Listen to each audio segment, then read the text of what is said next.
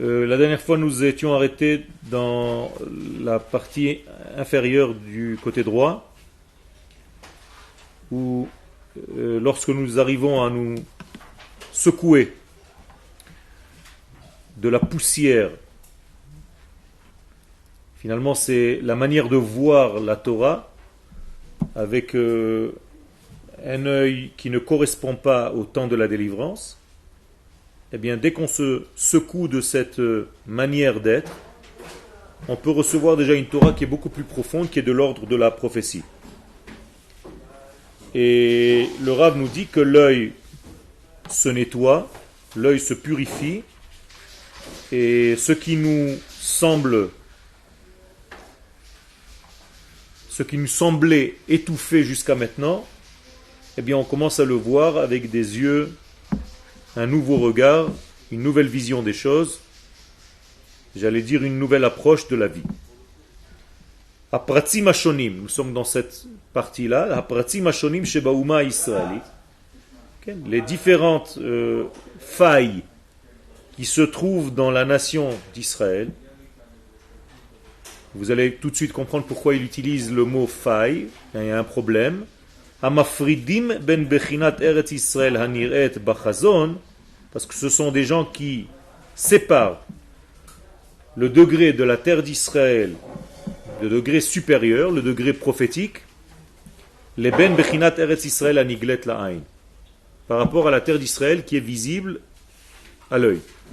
C'est-à-dire qu'il y a deux niveaux, nous avons parlé de deux niveaux de conscience, de deux niveaux d'approche, un niveau profond, de l'ordre de la Neshama, un niveau beaucoup plus au niveau du terre à terre, et nous devons, en tant qu'Israël, faire le lien constant entre ces deux niveaux. On appelle ça, dans le langage de nos sages, Léa et Rachel. D'accord ? Léa, c'est le monde d'en haut, Rachel, c'est le monde d'en bas.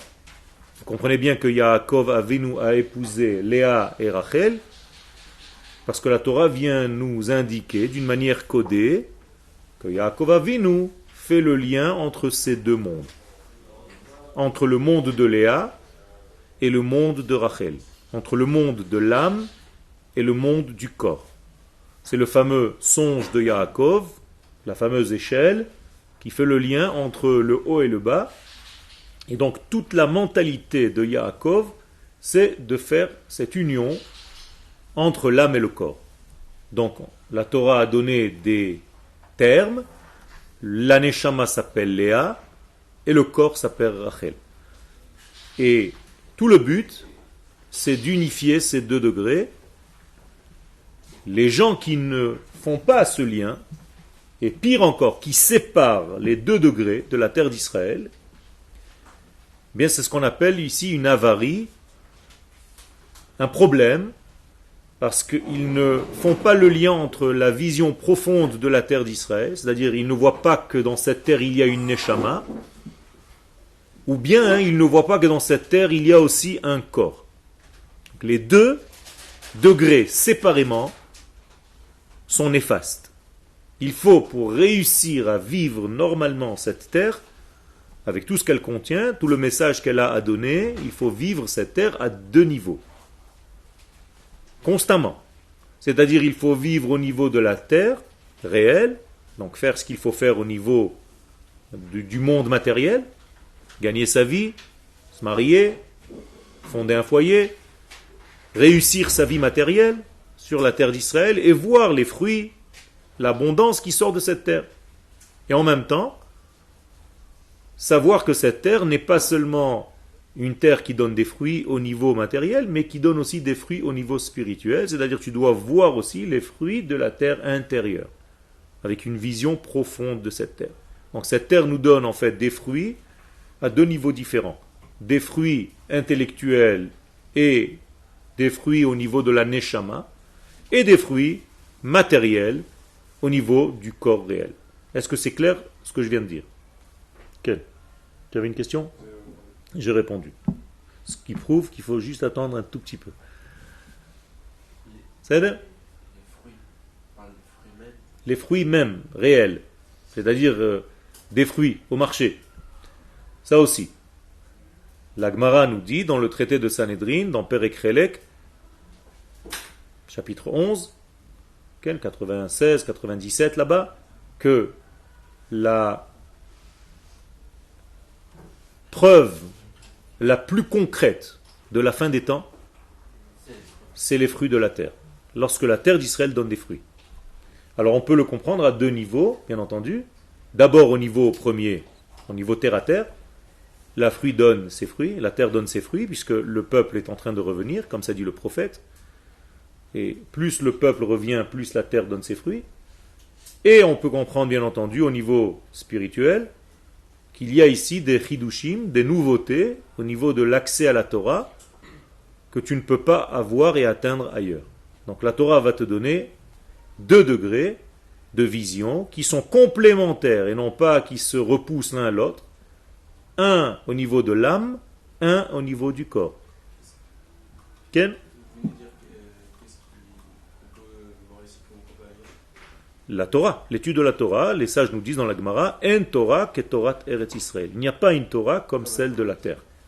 Autrement dit, il y a une Torah de la terre, écoutez bien, il n'y a pas marqué une Torah que tu étudies en Israël. En Torah que Torah Eretz. Ça veut dire que c'est comme si la terre fournissait de la Torah, elle-même. Pas un rave qui habite sur la terre qui t'enseigne la Torah. C'est la terre elle-même qui t'enseigne un certain enseignement qui s'appelle donc la Torah de la terre. Et cette Torah est très profonde parce que c'est la Torah messianique. Emet me eretz titzmach. La vérité poussera de la terre. Autrement dit, la terre intrinsèquement, elle a une force, une puissance qu'elle donne des messages et nous apprenons de cette terre.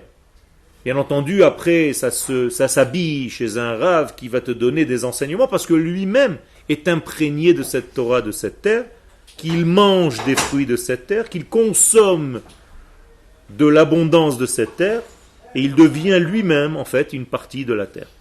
Et il parle le langage de la terre. Donc la terre d'Israël et l'homme deviennent une seule et même chose. Adam, Adama. Comme un homme et une femme. C'est là?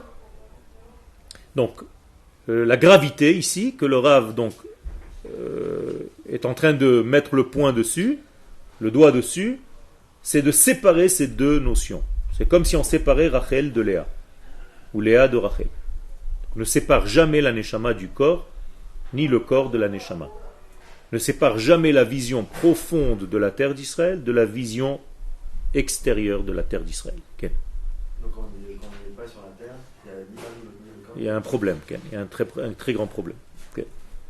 Hema gormim, et dit ici le Rav, ceux qui séparent ces deux niveaux, Hema gormim le kol asonot aruchanim, c'est ceux qui causent tous les, qu'est-ce que c'est ason? Toutes les catastrophes spirituelles shenigleu be'ikveta de Mishecha, qui apparaissent au moment qui s'appelle les talons messianiques. C'est-à-dire à la fin des temps, apparaissent des catastrophes spirituelles. À cause de qui? À cause de ceux qui séparent ces deux niveaux. C'est-à-dire que ceux qui prennent ou d'un côté la terre réelle en lâchant le côté spirituel de la terre, ou inversement, que le côté spirituel de la terre en lâchant la terre elle-même. Et donc il faut être un homme d'Israël qui a les deux, qui a un équilibre entre l'esprit et la matière. Et il dit que c'est une catastrophe de séparer ces deux niveaux. Alors c'est faux de dire qu'une personne fait le monde extrême vaut plus qu'une sadique. Enfin, parce que si elle sépare. Si une personne sépare, enfin... Oui, mais là tu as un problème. Toi-même, il y a 5 secondes, tu as dit que celui qui est à l'extérieur, ni l'un ni l'autre. Lui, il a déjà le côté... C'est pas encore complet. C'est une catastrophe. Avoir les deux, c'est ce qu'il faut. Avoir aucun, c'est la pire des catastrophes. Avoir l'une d'entre eux, c'est un manque, c'est une catastrophe aussi. Mais moins grave que n'avoir ni l'un ni l'autre.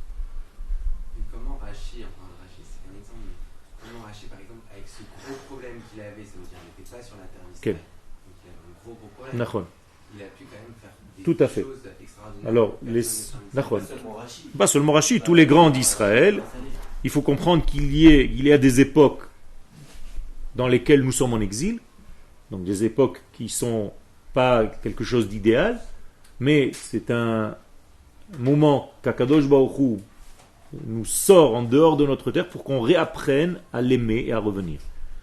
Tant qu'il n'y a pas de royauté sur la terre d'Israël, alors la difficulté est encore accentuée. Donc Rashi ne peut pas revenir parce qu'au moment où il veut revenir, il n'y a pas de royauté en Eretz Israël. Donc venir en Eretz Israël, tant qu'il n'y a pas de peuple, de nation qui est souveraine sur sa terre, ce n'est pas encore un retour. Aujourd'hui, Baruch Hashem, que le peuple d'Israël est souverain sur sa terre, si Rashi était là aujourd'hui, Ken, il serait là. Ouais, ok, il retournerait, mais comment il peut y avoir... Il peut y avoir parce qu'ils tirent toute leur force de la terre d'Israël. C'est pour ça que quand tu pries, même si tu n'es pas dessus, à partir du moment où ta conscience est là-bas, ton vouloir est là-bas, ton cœur est là-bas, et que tu ne peux pas réellement réaliser la chose, tu tires toutes tes puissances de cette terre. Mais si la personne est réellement sur cette terre, son dévoilement aurait été encore plus grand. Mais ça, c'est le niveau intérieur. Mais vous avez dit que le niveau, faut avoir intérieur. Nachon. Donc c'est boiteux de toute façon. Nachon. C'est pour ça que c'est pas un idéal. La Torah ne... Rashi, c'est pas mal du tout. Mais Rashi en Israël, c'est Rashi puissance 1000. Comme dit Rabbi Nachman de lui-même. Si j'avais écrit ce que j'avais écrit en Eretz Israël, le Likutei Moharan que j'ai écrit aurait été encore beaucoup plus fort. Il y a des doigts partout. Quand on explique que certaines mouvances du judaïsme ne voient pas le retour en terre d'Israël comme il y a un problème de vision, de compréhension des choses. Nous ne sommes pas d'accord, nous les aimons, mais nous ne sommes pas d'accord avec cette manière de voir. Donc il faut leur poser la question sur quelle base ils se basent pour dire que le manque d'importance. Nous pensons, nous sommes dans la certitude qu'on ne peut pas dissocier le peuple de sa terre et la terre de sa Torah. Et donc c'est tout un ensemble qui me paraît complètement naturel, même si tu poses la question naturellement à un enfant qui ne comprend rien. Tu lui demandes quel est le sens même de la vie, il va te dire, écoute, c'est d'être au bon endroit avec les bonnes personnes au bon moment. C'est clair. On ne peut pas renier ça, puisqu'à la fin des temps, tout le monde accepte c'est ici. Alors ceux qui veulent accélérer, qui veulent faire les choses, ou ceux qui attendent que les choses se fassent. Là-bas. La partie intérieure, la partie des Shama, c'est la Torah ou la Torah d'Eretz Israël? La Torah d'Eretz Israël. Très bonne question. Donc c'est-à-dire que quelqu'un à l'extérieur il peut avoir ni l'un ni l'autre. Okay. Par contre on peut... Je dis pas qu'il a ni l'un ni l'autre. Il a les choses d'une manière ressentie à distance. On ne peut pas avoir la Torah d'Eretz Israël sans être en Israël. Par contre on peut être en Israël sans avoir la Torah d'Israël. Nachon. Ken. C'est pas un problème que beaucoup de rabbins sionistes soient que en Israël et pas en Israël, parce qu'il y a quand même besoin de rabbins en Israël. Pourquoi faire?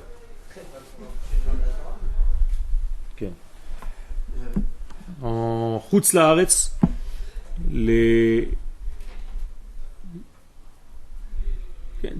on rentre ici dans une discussion qui est un petit peu épineuse, mais en Chutz Laaretz, les sages ne donnent pas assez de direction concernant la terre. C'est-à-dire qu'ils donnent une direction concernant la Torah, mais pas suffisamment concernant la terre.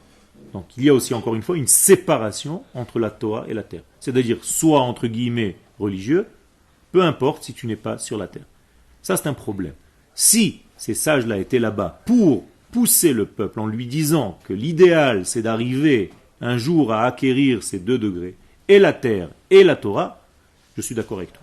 Pour l'instant, malheureusement, ça n'a pas été fait, et les gens, Baruch Hashem, le peuple d'Israël est saint, et il sait qu'il doit revenir, et il revient. Et ceux qui n'ont pas compris ce message, à 80%, ce sont des chiffres qui sont malheureux, mais ce ne sont pas les miens, à 80% se sont assimilés. Donc, il n'y a pas eu véritablement une grande aide. La véritable aide, si tu veux aider un juif, c'est d'abord de le pousser à revenir vers sa terre, parce qu'il risque de perdre son judaïsme totalement. Pas au niveau religieux, pas religieux. Déjà qui se marie avec une goya. Okay. Pourquoi, par rapport à ce qu'il a dit, aujourd'hui on a une terre, une souveraineté, on a un peuple, pourquoi par exemple des grands tzadikim comme le Rabbi ne sont pas venus en Israël? Il faut leur poser la question, je ne sais pas. Je ne sais pas. Okay. C'est une chita. Il y a des chitotes qui ne prennent pas en compte que la royauté d'Israël, aujourd'hui, ça ne s'appelle pas royauté. Voilà. Ils n'appellent pas ça une royauté, ils n'appellent pas ça un retour, ils attendent un retour messianique qui vient d'une manière, j'allais dire mystique, qui dépasse l'entendement humain. Alors que nous considérons que ça s'habille dans la nature et que tu dois prendre un billet d'avion et venir. Et tu réalises donc la prophétie par ton vouloir. Si tu attends que quelque chose tombe du ciel, tu peux faire la même chose au niveau de ton travail, tu peux faire la même chose au niveau de ta femme, que tu dois attendre, tout descendra du ciel. On n'attend pas ce genre de choses.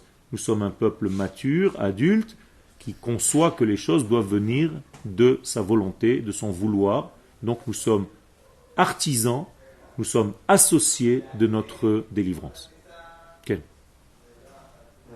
Je ne sais pas si on en avait parlé la semaine dernière, mais justement, l'argument principal des sages et des rabbinim en Khossaret, c'est de dire, et même des gens en général, c'est de dire que le peuple juif est là pour éclairer les autres nations. Donc, en tant que plusieurs, on va dire qu'il y a une grande diversité chez les juifs qui a fait sa force au fur et à mesure des siècles. C'est ça qui fait la force du Israël, c'est d'être partout et d'éclairer le monde comme ça. Okay. Partout, et que du moment où Israël n'est pas totalement indépendant et voilà, vous ne dépend pas de l'Occident pour que ce soit, c'est considéré comme étant en gamme. C'est l'argument tout le temps qui ressort. Okay. Cet argument, en réalité, il a beaucoup de manques, parce que quand tu veux éclairer quelque chose, il faut être au soleil et non pas dans les rayons du soleil.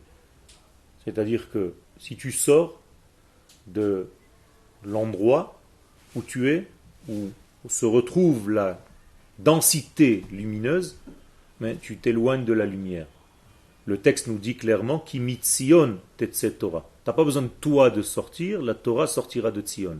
Ça veut dire que si tu es fort sur ta terre, si tu es dans la certitude, si ta Torah se remplit, eh bien tu rayonnes vers l'extérieur. Un roi d'Israël n'a pas besoin d'aller se balader à droite et à gauche, ce sont les gens qui viennent vers lui parce qu'il rayonne de là où il est. Concernant donc ce que tu viens de dire, c'est un développement qui a été fait essentiellement par Rabbi Shimshon Raphaël Hirsch, qui développe donc cette idée-là. Malheureusement, je vous ai donné des preuves avec des chiffres. Où est-ce que ça a mené le peuple d'Israël, notamment dans la Shoah, et avec l'assimilation dévastatrice qui se trouve jusqu'à aujourd'hui, ce qui veut dire que la force du peuple d'Israël est d'autant plus forte que lorsqu'il est sur sa terre, avec ses valeurs, avec son peuple, avec sa Torah, et qu'il diffuse d'ici. Et aujourd'hui, Baruch Hashem, nous avons tous les moyens pour diffuser la Torah sans devoir se déplacer. Maintenant, si tu te déplaces, au moins que ce soit pour donner une direction, de faire venir tes frères ici, et une fois que tes frères seront ici, ne t'inquiète pas, les nations du monde verront la lumière qui sort de Yerushalayim. On peut peut-être dire aussi comme ça, le Rabbi Lubavitch, sa mission, elle n'était pas en Israël. Encore une fois, je ne veux pas rentrer maintenant dans la cour des grands. Il y a des degrés dans le temps. Je ne suis pas d'accord avec, tu comprends bien avec tout ce que tu dis, mais c'est pas grave. Je pense que la véritable lumière, si elle avait été faite d'ici, et que tous ces chassidim étaient là, on aurait été infiniment beaucoup plus puissant dans tous les domaines. Et pour répondre à ce que je ne t'ai pas dit tout à l'heure, tu m'as dit qu'on n'est pas encore indépendant. Il n'y a aucune nation du monde qui est indépendante, totalement. Tout le monde dépend, ce n'est pas une dépendance, c'est tout simplement du business. C'est comme ça qu'on fait des affaires. Donc on prend en compte ce que les uns et les autres disent. Donc on est réellement dans une indépendance aujourd'hui, mais nous avons encore des pourparlers avec des nations du monde. Mais quand il y a des choses très importantes, on ne fait plus attention à personne et on fait ce qu'on a à faire. Ken, je peux continuer ou tu as encore une question? En fait, le Mashiach, c'est pas vraiment une personne. Le Mashiach, c'est Non, le Mashiach, c'est une personne. C'est le roi. C'est un roi. C'est un roi, mais qui a un royaume. On ne peut pas avoir un roi sans peuple. Mashiach, c'est pas un processus plutôt de Mashiach, c'est non. Il y a un processus qui s'appelle un processus messianique, mais il y a un homme aussi, qui vient en chair et en os, qui s'appelle Mashiach ben David, un homme qui va, comme dit le Rambam dans Ilchot Melachim, au chapitre 11, qui explique que cet homme va avoir certaines qualités et qu'il va tirer avec lui tous c'est degré. Et d'ailleurs, l'une des fonctions de cet homme, c'est de ramener ceux qui n'ont pas encore compris à cette époque. C'est-à-dire, on les appelle Nidche Amo Israël, ceux qui sont déjà paumés, malheureusement. Ceux qui ne sont pas revenus avant. Comment faire pour les ramener concrètement? Il a fait. C'est une très bonne question, c'est un travail très dur. Apparemment, il va les convaincre par des moyens qui les touchent. Par exemple, pas forcément par des moyens spirituels. Okay. Le rabbi, ou même n'importe qui d'entre nous, pas forcément d'entre nous, mais de même d'un rab en Israël et tout, sa mission, elle peut être plus forte des juifs en dehors d'Israël qu'en Eretz Israël. Parce qu'en Eretz Israël, il y a tout, il y a déjà la Torah et tout, alors qu'en Eretz Israël, alors qu'en dehors d'Eretz Israël, il va éclairer vraiment des communautés. Okay. On va dire que des communautés où il y aura des gens vraiment très éloignés qui pourront se marier avec des juifs et tout. D'accord. Les chiffres disent le contraire. Les chiffres disent qu'il y a aux États-Unis, pour citer donc le pays où ils étaient, il y a 80%, 85% de mariages mixtes. Ça veut dire qu'ils n'ont pas vraiment réussi à faire ce travail-là. En plus de ça, nous ne sommes pas des missionnaires, donc on n'a aucune mission à faire. La mission à faire, c'est ce qu'Akadosh Baruch Hu nous demande.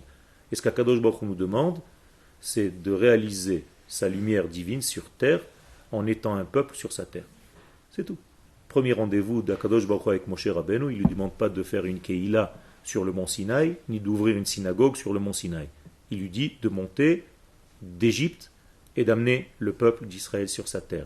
Bien avant lui, Avraham Avinu, quand il a un rendez-vous avec Akadosh Baruch Hu dans Brit Ben Abetarim, Akadosh Baruch Hu ne lui dit pas de monter une communauté magnifique à Tartouf les doigts de pied, il lui dit de monter en Israël. Okay? Encore une fois, si tu donnes une direction et que la direction est celle qu'Akadosh Baruch Hu veut, mais pas que tu t'inventes toi-même quelque chose d'autre. Mais rapprocher la Torah, c'est un peu ce que Godel pour eux. Pas du tout. Pas du tout. Pas du tout. Pas du tout. Alors dans ce cas-là, on va plus en vacances en Israël. On va plus en vacances en France. Tout à fait. Mais c'est une interdiction. C'est une halakha dans le Rambam. D'aller voir le rabbi Elmer, par exemple. Voilà, c'est une halakha. On n'a pas le droit de sortir d'Eretz Israël si ce n'est pour trois choses. Tout ce que je vais te dire, tu vas me dire il y a beaucoup de poskim. Moi je te dis il y a beaucoup de poskim qui le disent. C'est aujourd'hui.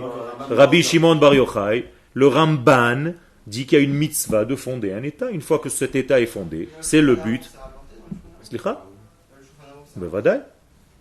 Bevadaï, tu n'as pas le droit de sortir d'Eretz Israël que si ce n'est pour trois choses. Bien sûr. Et c'est rapporté aussi que tu dois vivre en Eretz Israël même dans un endroit où il n'y a pas du tout non seulement des juifs, mais des gens qui servent les étoiles, la Avodah Zara, plutôt que de vivre dans une communauté complètement religieuse en Chutz La'aretz. C'est bizarre que ce soit écrit en Chutz La'aretz. Parce que justement, c'est ce que j'ai dit tout à l'heure, tant qu'il n'y avait pas de Malchut, il n'y avait pas de possibilité, mais il n'empêche que les sages n'ont pas oublié le but. Mais intérieurement, okay.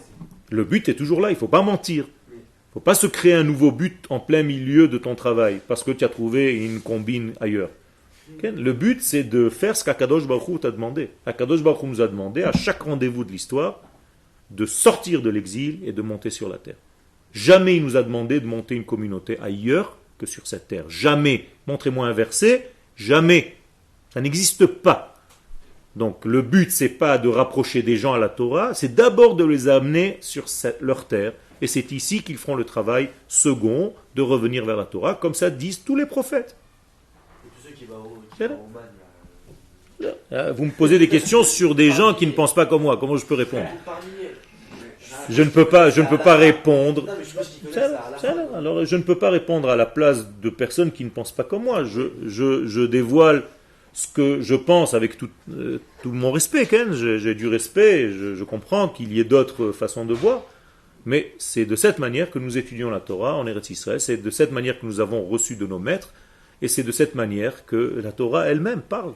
J'arrive pas à trouver autre chose, même si je fais des efforts. Mais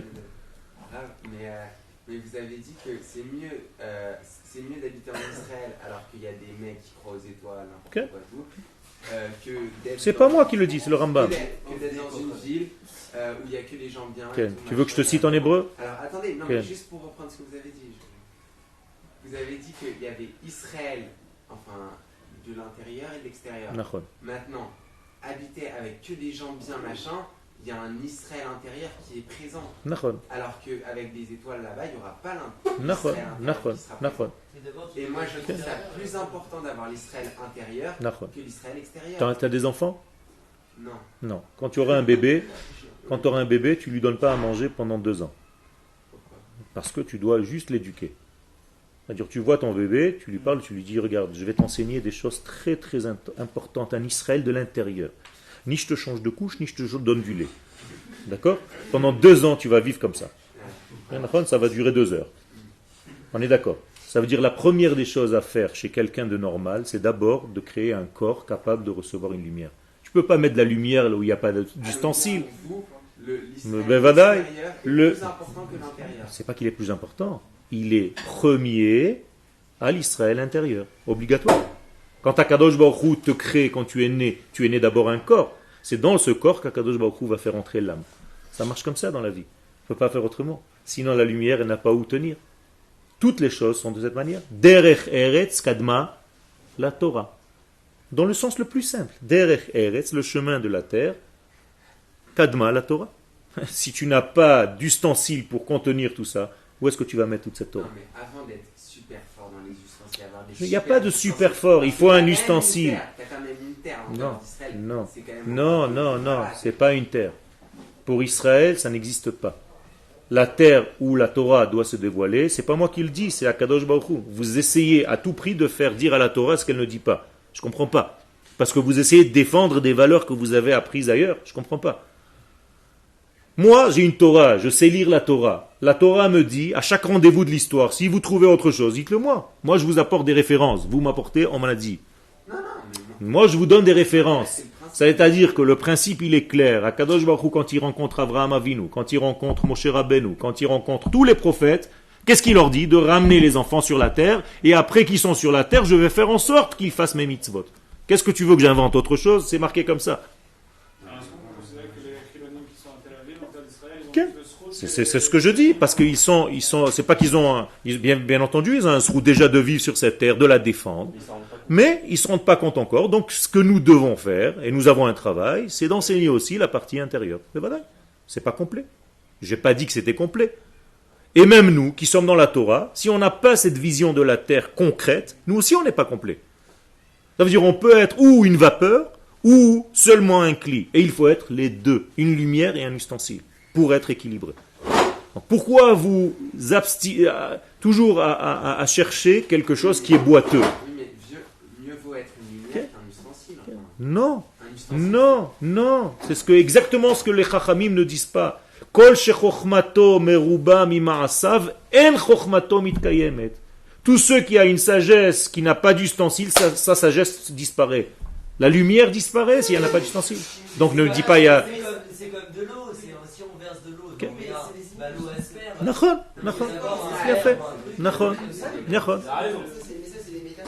C'est pas des métaphores, c'est une réalité. Une réalité, ça veut dire qu'un homme qui n'a pas un cli pour contenir quelque chose, si je donne à une lampe électrique qui est capable de résister à 20 watts, je lui donne 200 watts, qu'est-ce qui se passe? Elle explose. Pourquoi? Parce que je n'ai pas l'ustensile adéquat. Donc ça ne sert à rien d'avoir de la lumière, au contraire c'est un dégât. Trop de lumière dans une génération qui n'est pas capable de la contenir, c'est un dégât. Alors ça sera un dégât dans ce cas-là de faire la Torah en toute s'arrête. Ben vadaï. Alors qu'est-ce qu'on a fait pendant toutes ces années? Pour sauvegarder un minimum de choses. Tout à fait. C'était un problème. C'est pour ça que les Chachamim nous disent qu'il y a un but. Ne transforme pas le moyen ou la période de l'histoire qui était momentanée, qui était provisoire, en quelque chose de définitif. On était malade en exil. Vous êtes conscient de ça ou pas? On était obligé. Mais c'est une maladie. L'exil, c'est une maladie. Vous êtes en train de dire, mais c'est kiffant d'être malade. Ça veut dire que vous êtes dans un hôpital, et quand on vous dit, ça y est, tu es guéri, tu dis, non, c'est le kiff, les infirmières sont mignonnes. Moi, j'ai bien aimé les couloirs de l'hôpital, c'est sympa, j'ai même construit une bibliothèque dans le couloir. Mais c'est une maladie mentale. Rabotaï, réveillez-vous. Il y a un problème. Je vous dis des choses tellement simples qu'il vaut mieux être à l'endroit qui correspond à ma nature. Vous êtes en train de vous persuader qu'il y a des endroits qui sont meilleurs pour vous. c'est momentané. Parce que l'intériorité est super importante, parce que si on le tourne vers le mal, où qu'on soit, même l'intériorité est bonne quand elle a un cli. Sinon, elle ne sert à rien. Une neshama, son corps ne sert à rien. La preuve, c'est qu'Akadosh Baruch Hu nous envoie dans des corps. Pourquoi Akadosh Baruch Hu t'a envoyé dans un corps? Ta neshama suffit? Non mais un corps, mais je... Pourquoi tu me dis non? Mais Tachlès, pourquoi vous parlez de corps? Mais parce que le corps, c'est un ustensile. C'est la même chose. La terre d'Israël, c'est l'ustensile du peuple. La terre d'Israël, C'est tout. le corps, ça, je sais pas... C'est le corps de la nation. Moi, je lui parle de la terre d'Israël, je ne parle pas du corps. Mais c'est la même chose. C'est pas la même chose pour moi. Mais parce que tu considères que la Torah n'a pas de lieu, n'a pas de géographie. Et moi, je te dis que la Torah a une géographie, comme la Torah elle-même le dit. Toi, tu te dis que la Torah est une Torah qui est, en réalité, une vapeur. C'est juste une idée, une intériorité. Mais elle n'a pas de lieu géographique pour la dévoiler. Et moi, je te dis ce qui est écrit dans les textes, que la Torah prend le soin de nous donner toutes les frontières de la terre d'Israël, pas une fois, ni deux, ni trois. Pourquoi? À quoi ça sert de donner toutes ces frontières? C'est un problème de dire ça quand même, parce que tous les gens à Tel Aviv qui font n'importe quoi... Ils font n'importe quoi. Ces mêmes gens qui... Ils peuvent faire, mais ça peut leur connerie, ça peut les amener à de très grands trucs. Ça peut les amener à de très grands trucs et à faire du mal, mais vous ne pouvez pas imaginer. Je peux très bien imaginer. Ils sont mieux que les tzaddik gamour qui sont en J'ai pas dit mieux ou pas mieux, je t'ai dit que l'idéal il est là.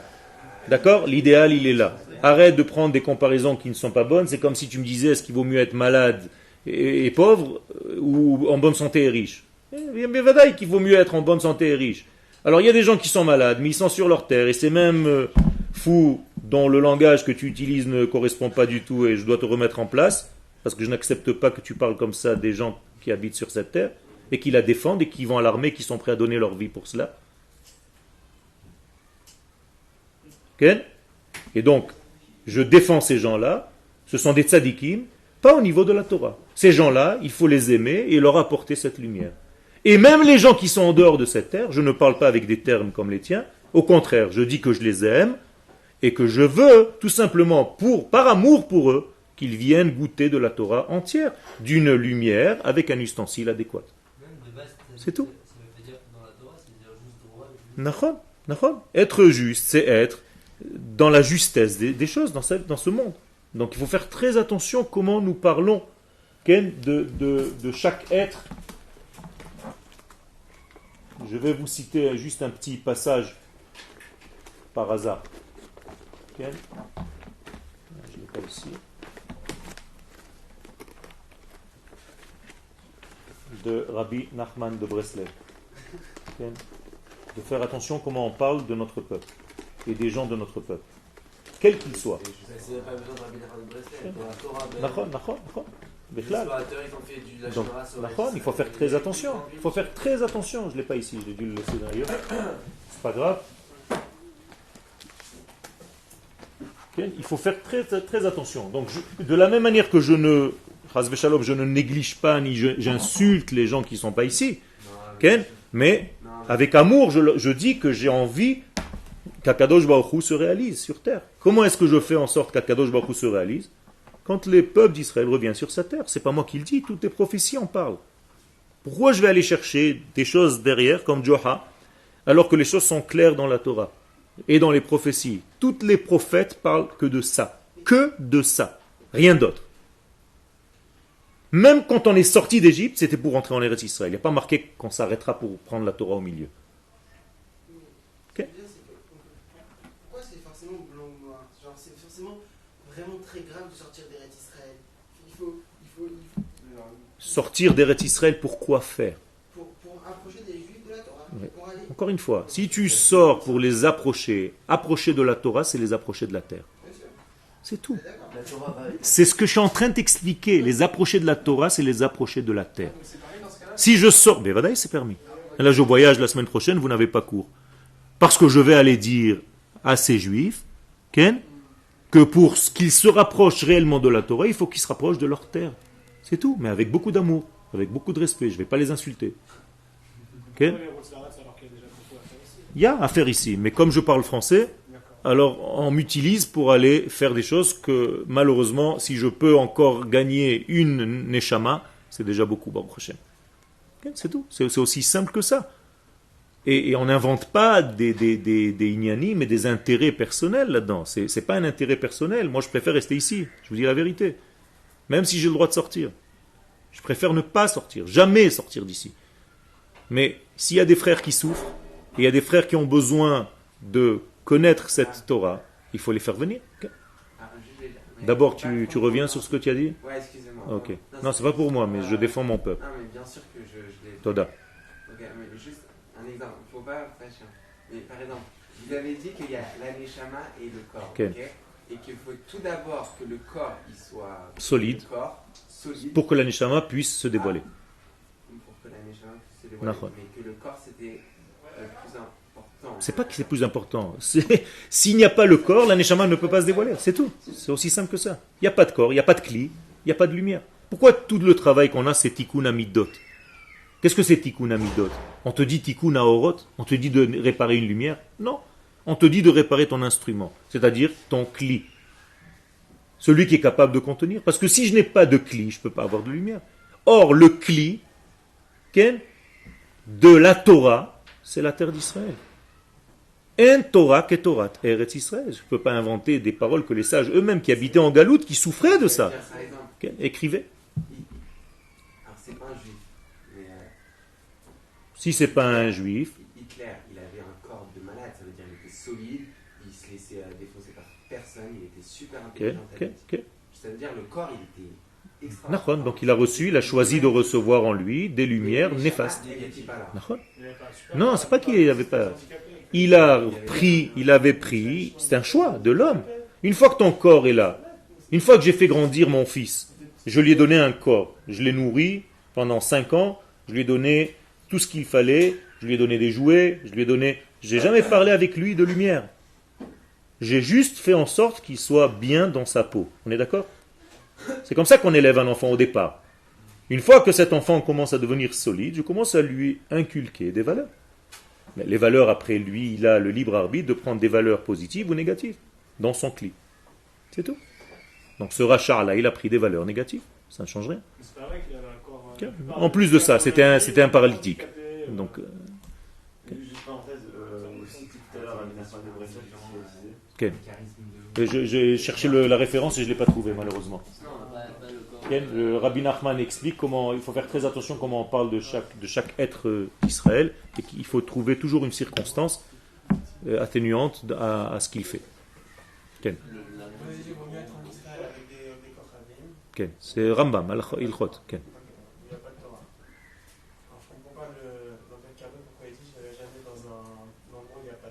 Parce que c'est en dehors d'Eretz Israël. Il n'était pas en Eretz Israël. D'accord. Donc il est en dehors d'Eretz Israël. D'accord. Dans un endroit où il y a de la Torah.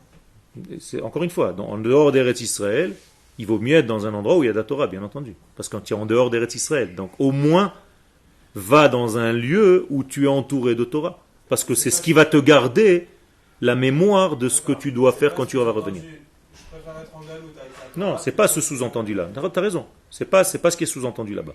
Okay? Mais là, on parle de l'idéal complet, c'est-à-dire d'être sur cette terre. Et si vous voulez, je vous le cite par cœur, le Rambam. Okay? Le'olam yadur adam be'eretz Israël be'ir sheruba ovde kochavim umazalot ve'al yadur be'chutz ha'aretz be'ir sheruba Israël. Point. Okay? Mot à mot. Et donc, allez, on continue. Donc, ceux qui séparent les choses,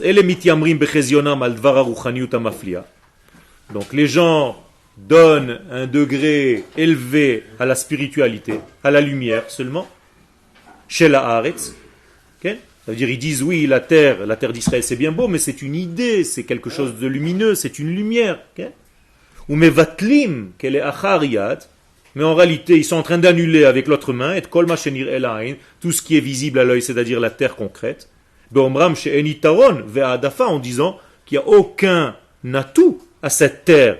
Bema shenir el ain, concrètement, be'eretz Israël, sur cette terre d'Israël, al kol sh'ar ha'aratzot she'ba'olam, par rapport aux autres terres du monde. L'essentiel, c'est que je sois dans une communauté où j'étudie. L'essentiel, c'est que j'ai la lumière, peu importe où je suis. Ça, c'est une partie de la maladie. La deuxième partie, ve'ele mitiamrim beshiratam alma shenir'e la'ain. Ceux qui louent la terre au niveau matériel, moi je suis ici, je vis en Israël, ve'sholelim et kol hachezionot ha'ne'elamim, et qui repoussent toutes les idées intérieures de la lumière de cette terre. Ça aussi, c'est une maladie dans l'autre sens. Et nous ne voulons pas être ni malades de ce degré de premier degré, ni de ce deuxième degré. Nous voulons être complets. Et pour être complet, il faut et la lumière de la terre et le corps de la terre. Dans chaque chose, il y a une lumière et un corps. Pour revenir à ta question. Chaque chose, elle a une lumière et un corps, une âme et un corps. Donc il faut les deux pour que ce soit sain. Et qu'est-ce qui apparaît en premier dans ce monde? Le corps ou la lumière? Toujours le corps. Toujours. C'est le corps que tu vois en premier, avant de comprendre la lumière. Par exemple, quand vous m'avez vu pour la première fois, vous avez vu mon extériorité, avant de commencer à m'entendre parler. Quand tu vas rencontrer ta femme, tu vas la voir d'abord au niveau physique, avant de la voir au niveau spirituel. Quand un bébé naît, son enveloppe corporelle précède ses idées, tu ne les connais même pas, pour l'instant il ne fait que pleurer. Donc toute chose dans ce monde, l'ustensile précède la lumière qui vient le remplir. Et c'est comme ça que l'ordre est bon et naturel.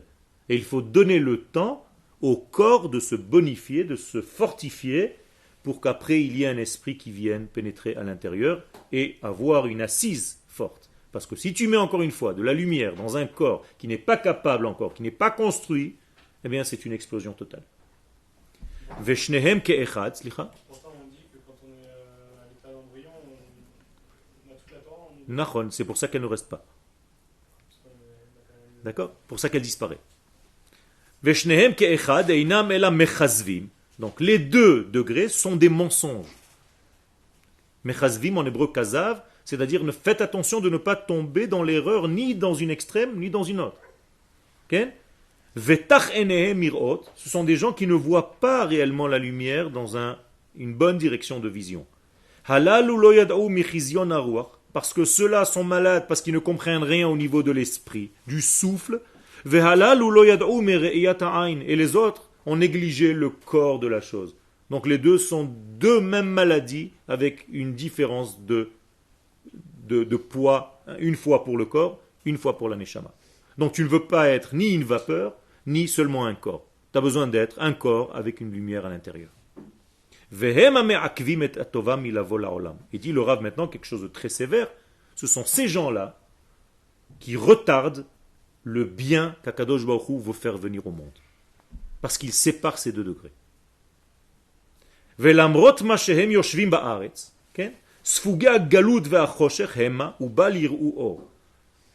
Et ceux qui sont par exemple en terre d'Israël, comme vous l'avez dit, et je suis d'accord, et qui n'ont pas encore vu la lumière intérieure de cette terre, eh bien ils sont un problème, ils sont dans le noir. Ils vivent dans un corps, mais ils n'ont pas la neshama. C'est une maladie.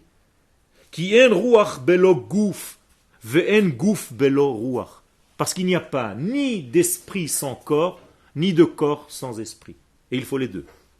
Vedavka shnehem ke'echad. Et c'est justement lorsque tu fais l'accouplement des deux, Bonim et Bet Israël, tu peux construire la maison d'Israël.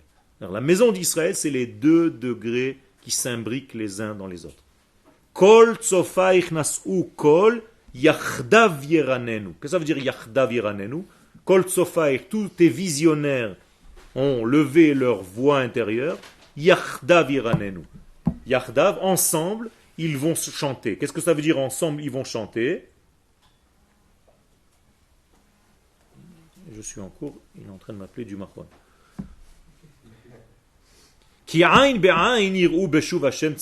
Mais tout simplement parce que ils doivent comprendre, ils doivent voir, œil de l'homme par rapport à l'œil d'Akadosh Baruch Hu, Beshuv Hashem Tzion. Un verset donc de Teilim, quand Akadosh Baruch Hu va revenir à Tzion. Autrement dit, il faut voir, il faut vivre à cette époque où Akadosh Baruch Hu revient à Tzion. Est-ce que vous voyez Akadosh Baruch Hu revenir à Tzion? Oui. Comment? Par les Juifs qui reviennent à Tzion, c'est tout. C'est comme ça qu'Akadosh Baruch Hu. Il n'y a pas une main qui descend du ciel avec un talit ou autre chose, je ne sais pas. Ce sont des choses concrètes, c'est-à-dire des choses réelles. les enfants d'Israël vont ouvrir les yeux, vont prendre conscience, nos frères que nous aimons à l'extérieur d'Israël, qui vont venir, c'est le retour d'Akadosh Baruch Hu. C'est comme ça qu'il faut voir. Et ça, c'est la Géoula. Je vous rappelle que le Rambam, Maïmonide, ne donne pas de terminologie à la Géoula, si ce n'est que le retour des Juifs sur la terre. Attention. Vous êtes d'accord avec moi ou vous pensez que je vous invente des choses? Dans le traité des rois, le Rambam nous dit au chapitre 11, la différence entre la galoute et la Géoula, c'est une seule chose. C'est qu'Akadosh Baruch Hu nous prend de la galoute et nous fait venir sur notre terre. C'est tout. Et nous avons une souveraineté ici. Alors, même le Rambam s'est trompé. Et c'est le seul qui nous parle des halachot de Mashiach. Halachot. Et donc la différence chez lui, c'est seulement kibbutz galouyot. C'est tout. Le rassemblement des exilés. Donc quand il y a des gens qui ne sont pas juifs, qui retournent, enfin, le droit du retour sur la terre d'Israël, c'est pas un problème? Bien sûr, c'est un problème. Seulement, si c'est au niveau individuel, il n'y a pas encore de problème grave. Parce que on ne va pas renvoyer des hommes. Moi, je n'ai pas un problème, comme disait le Rav Kook, avec un type qui s'appelle Ahmed ou Mohamed. J'ai un problème lorsque une nation entière veut prendre ma place. Ça, oui. Donc, je ne vais pas combattre l'homme individuellement parlant. Mais si tout un groupe de personnes veut dire c'est à nous, là, il y a un problème. Là, je dois me défendre. Ouais, je pensais plus à, par exemple, la loi du retour, ça, on peut revenir, même si on n'est pas juif, ça pose pas un problème. Ça pose un problème, c'est pour ça que l'État d'Israël aujourd'hui, dans les pourparlers avec les Palestiniens, interdit, toute tendance confondue, la loi du retour chez les Palestiniens. Sinon c'est trop facile.